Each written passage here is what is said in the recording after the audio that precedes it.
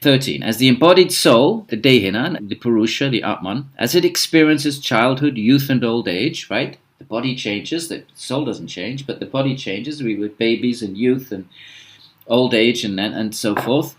Similarly, the soul obtains another body at the time of death. We change bodies within this very life. We were babies, that body was different. And then we were young folks, and that body was different. And now, me, I'm getting old.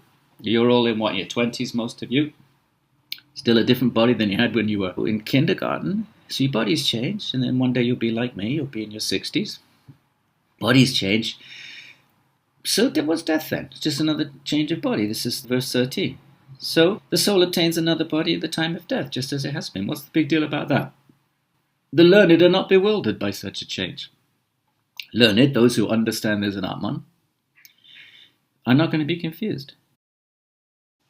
16. There is no permanence to that which is asat. Prakriti, the world, is asat. Sat is to always exist. Asat, it doesn't always exist. It's always changing. So there's no permanence to it. And there is no cessation of that which is sat. The Ātman is sat. It never ceases to be. It's satchidananda, remember? So sat means it continues to be. So those who have seen the truth understand the difference between the two. They understand the difference between the real and the unreal, the eternal and the non-eternal, the Purusha and Prakriti. So this is all Jnana Yoga. Jnana Yoga is that body of information which is directed towards the eternality of the self.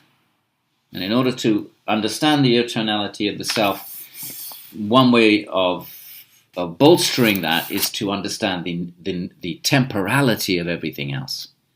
So there's Jnana is both understanding what we are and what we're not, and what the difference is between them, the eternal and the non-eternal, the true and real and the ultimately unreal, or at least the temporary.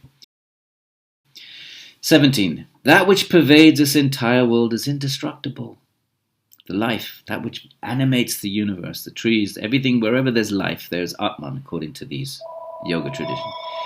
No one is able to destroy what is imperishable. The soul can never be destroyed.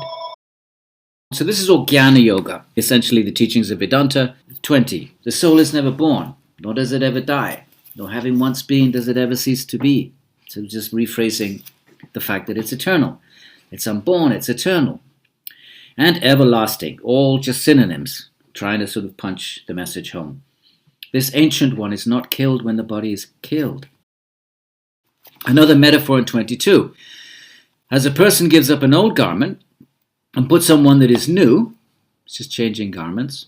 Similarly, the soul gives up the material body and accepts a body that is new. It's reincarnation. It's just a change of body.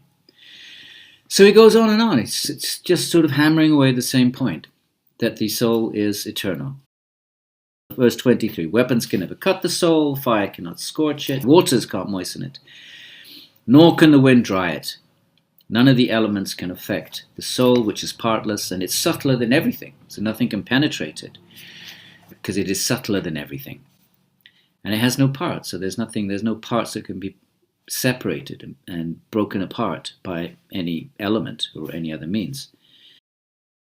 24. Can never be divided or burned. It is insoluble, inextinguishable. Can't drown it, can't sort of waterlog it. It's eternal, all-pervading, fixed. It's unshakable and it's everlasting.